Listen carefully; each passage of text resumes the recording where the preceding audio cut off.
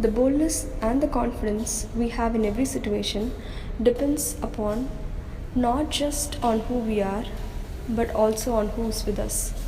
For example, if we don't have any influence and if we are weak, then we will obviously feel very insecure. But on the other hand, if we are influential, because we are backed up by someone who is in power or authority, then we are not in fear. And in fact, we don't fear any kind of situation.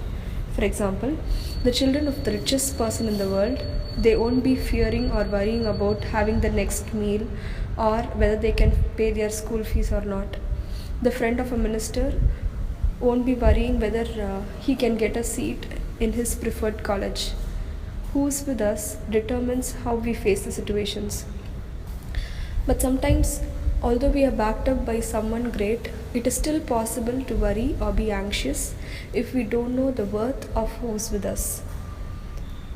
So we are going to see about the name of God to help us understand who's with us. The names of God reveal the character of God. God doesn't change, and so his nature also doesn't change. Hence, this provides assurance in our current situation. The name of God we are going to see today is Jehovah Shammah, which means the Lord is there. This phrase shouldn't be read as Lord is there, and it shouldn't be thought that it is just like how another feeble, worldly human being is there with us. But it should be understood that the Lord himself is there with us. Who is this Lord? The one who created the entire earth and all that is in it by using his word. He is sustaining the earth by the power of his word. The one who has heaven as his throne and earth as his footstool. The one who has no beginning and end. The infinite one for whom nothing is impossible and whose hand is not short. The one who was able to give child to a man whose Abraham, whose body was dead and whose wife's womb was dead. The one who used a man Moses to lead 6 lakh men out of the then superpower nation Egypt and lead them back to Canaan. The one who could back up a shepherd boy who was actually a nobody and made him a king. The one who was able to restore the nation who had been under captivity under the Babylonians. In fact, this name of God was given as a promise to the people while they were captives in Babylon that they will be restored back in 70 years. This particular name of God, Jehovah Shammah, it was given to the people of Judah when they were captives in Babylon. So let's see a brief gist about the situation in Babylon.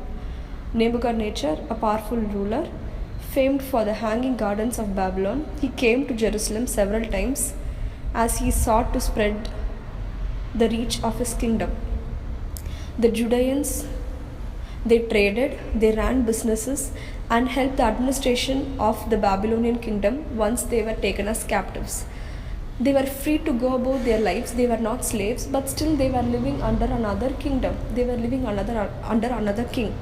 Just imagine the minds of the people. God had promised them that they would return back. But based on whatever they could see, they wouldn't have known what the future holds in store for them. They wouldn't be able to believe. But if they had known the character of God, and if they had known who their God was, it would have been easy for them to understand and believe.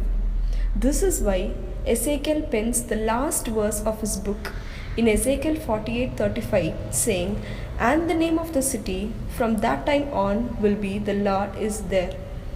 That is Jehovah Shammah. What would happen if the Lord is there with us? 3 things we are going to see from the life of Isaac, and we are going to close. Genesis 26. In this particular chapter, we are just going to read a few verses and understand 2 things that were there in Isaac and 1 thing about God himself. And because of this, we are going to gain confidence and encouragement, and we are going to close with this. In Genesis 26, we can read that the Lord had blessed Isaac and he had become rich, and his wealth continued to grow until he became very wealthy. Verse 14 and 15 says that the Philistines envied him, so all the wells that his father's servants had dug in the time of his father Abraham, the Philistines stopped up, filling them with earth. So in this particular condition, we can see that the Philistines, they had come against Isaac, and because of this, his confidence would have been shattered because they are standing against him. So whatever well that his father's servants had dug, these Philistines, they stopped it, and they were actually filling them back with earth. Although he was a rich man, although he was an influential man, so this would have posed a threat to him. So he should have felt very bad. Not just that, he was also asked to move away. If you and I were in Isaac's position, we would have felt very insecure at this point. So the first feeling, the first emotion that comes is the feeling of insecurity, the feeling of anxiety. What next? What would happen? A kind of a worry. In such a kind of a situation, although Isaac moved from there, he didn't give up. He went to another place. He reopened the wells that had been dug in the time of his father, which the Philistines had stopped up after Abraham died.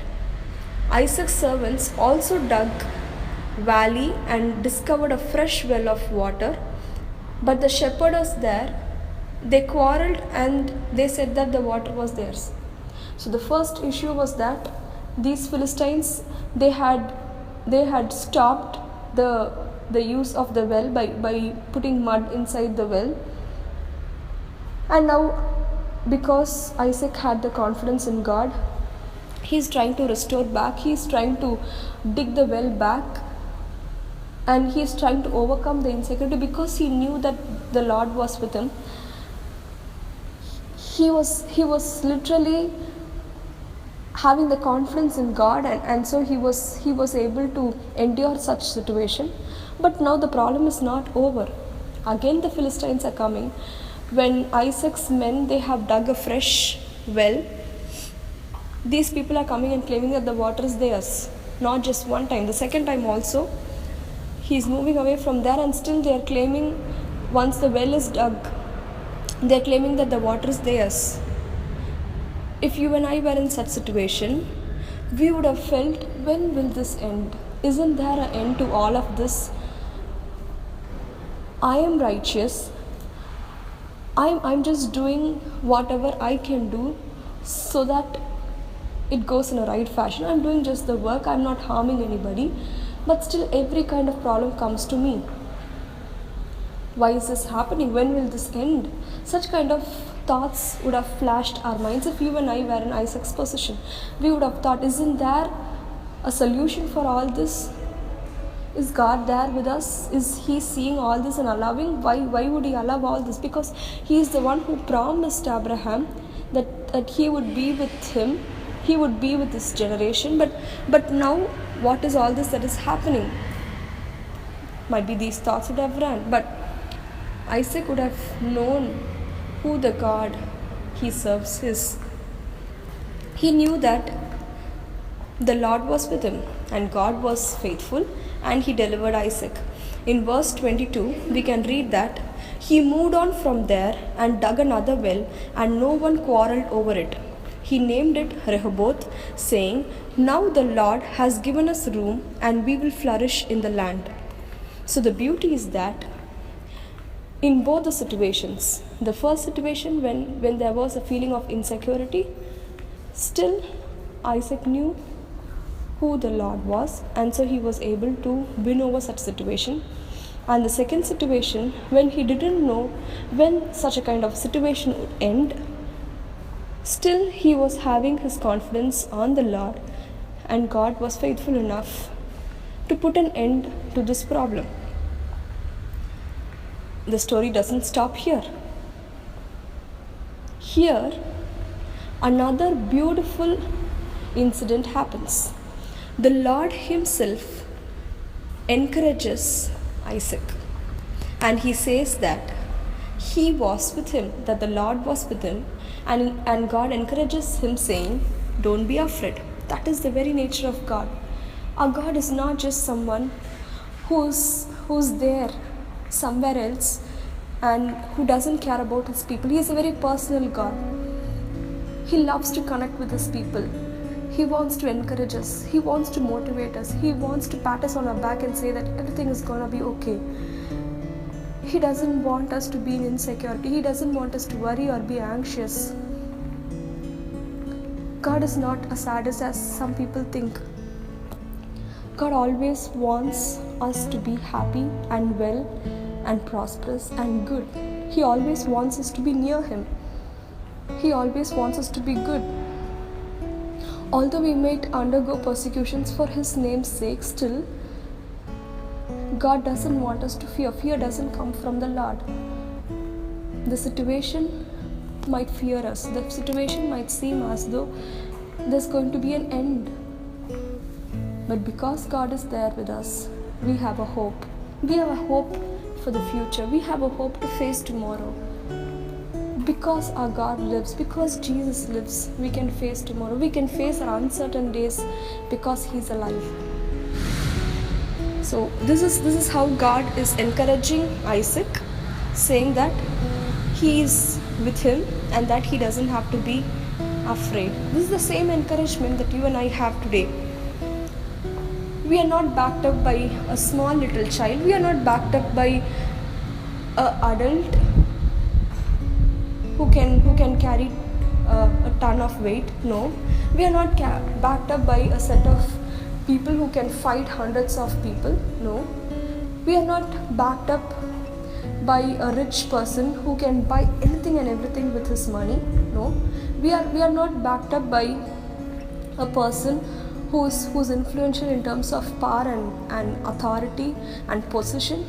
No, we are not backed up by the people who have great orative skills or who can talk to people and convince people and get things done. No, we might not be backed up by human beings who can do anything and everything. But we are not without hope. We are backed up by the one who is the creator of heaven and earth, by whom everything was created and is sustained, in whom we live, we move and have our being. He is the one who is enough for us. He is the one who is there with us. Because He is there, that is assurance I just want to give each of us today, including myself. That is the assurance that we have. Because He is there, because Jehovah Shammah is His name. He doesn't change like us. He is not a man to change. Because His name itself says that He is there. He is omnipresent. He is present in our situations. He is a very present help in our trouble. He is very much real. He is very much true. He is undergoing every situation along with us. Be it a fire situation, He is there along with us. Be it a water kind of a flood kind of a situation, He is there along with us. Be it a situation which is a whirlwind, which is really putting it into panic, whatever the situation is, whatever the deadly diseases, whatever it is, whatever uncertain things that we are going through, whichever it is, God is there with us. So we don't have to worry about anything. No matter how insecure it is, He is there for us and He'll take care of us. We don't have to be afraid. We just have to believe. Instead of focusing on our situations and getting worried and panicked and fearing, let us focus on God and gain our confidence. Because He is there, we can face tomorrow. Praise God.